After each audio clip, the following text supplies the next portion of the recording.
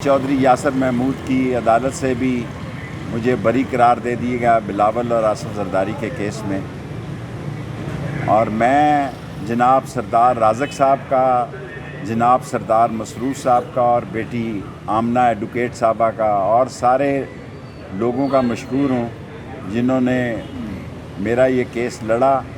अब सिर्फ़ 14 केस दहशतगर्दी अदालत के रह गए हैं, वो भी इंशाअल्लाह ताला इंसाफ मिलेगा। और इस तरह के 3700 केसों में सरदार मसरूफ़ ने और आमना बेटी ने और इनके दूसरे लोगों ने 3700 लोगों की इस्लामाबाद में ज़मानत हुई है। रावलपिंडी का मैं 14 को 16 को वहाँ केस है, वहाँ बताऊँगा कितने लोग हैं। और आज जो बिलावल ने बयान दिया है कि जनाब हमारी बात सुनी नहीं जा रही, आपकी बात सुन कौन रहा है? और अगर नून और पीपल्स पार्टी में फ़र्क या दूरियां होती हैं तो अब इससे कोई फ़र्क नहीं पड़ता। इनसे जो कुछ लेना था ले लिया गया है, इनका जूस निकाल लिया गया है। ये अब भूसे का ढेर हैं, ये टिश्यू पेपर हैं, कोई इनकी तरफ नहीं देख रहा। और ख़ुद कह रहे हैं हमें अंडे पड़ रहे हैं। वो एशियन टाइगर कहता है हमें अंडे और गंदे अंडे और टमाटर पड़ रहे हैं। और आपको क्या लोग इज़्ज़त देंगे कि सारे पाकिस्तान की पढ़ी लिखी कम्युनिटी आपसे नफ़रत करती है, दुकानदार नफ़रत करता है, स्टूडेंट्स नफ़रत करते हैं। नफ़रत का निशान है आप दोनों पार्टियां। और मैं आपको यकीन से ये कहना चाहता हूँ कि ये 14 के 14 केसेस जो अभी मेरे पे बाकी हैं, मैं यहाँ मौजूद ही नहीं था। मैं जब आया तो ये वाक़या हुआ, लेकिन कोई बात नहीं। लेकिन मैंने आज जज साहब को कहा कि हमारे घरों से जो सामान ले गए हैं वो बराए मेहरबानी वापस कर दें। हमने हाई कोर्ट में रिट की हुई है। और अब इंशाअल्लाह ताला 16 तारीख को दहशतगर्दी की अदालत में और 18 तारीख को भी दहशतगर्दी की अदालत में 14 केसों की समाअत शुरू है।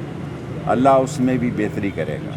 शेख साहब, अली मीर मंडापुर साहब या इमरान खान साहब ने 24 नवंबर की तारीख दी है, क्या समझते हैं हुकूमत क्या करेगी? देखें जी, सवाए इसके कि वर्करों को पकड़ेगी, घरों पे रेड होंगे।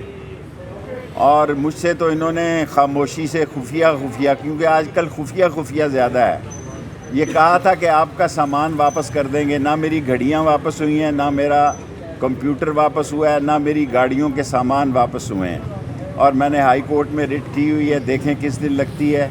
ये 4 जगह पे केस किया हुआ था। मोचको मैंने देखा ही नहीं है, लसबेला मैंने देखा ही नहीं है, मरी मैंने देखा हुआ था, और आज ये केस था। इस तरह एक केस को 4 जगह मुझे दौड़ लगवाई गई। और जहाँ तक ये ताल्लुक़ है कि इन पार्टियों का कोई पुरसान हाल नहीं, इन पार्टियों की तरफ कोई नहीं देख रहा। ये नफ़रत का निशान बन चुके हैं। और ये ना हो कोई ऐसा दिन आए कि ये कौमी हुकूमत बनने पे मजबूर हो जाएं हालात। मैं हालात को इतना ख़राब होते देखता हूँ कि हो सकता है कि कौमी हुकूमत भी वजूद में आ जाए, क्योंकि जिन लोगों ने इनसे जितना काम लेना था वो गोली अंदर और चूहा जलंधर हो गया है। इनका काम पूरा हो गया है, ये जाएं और मज़े करें।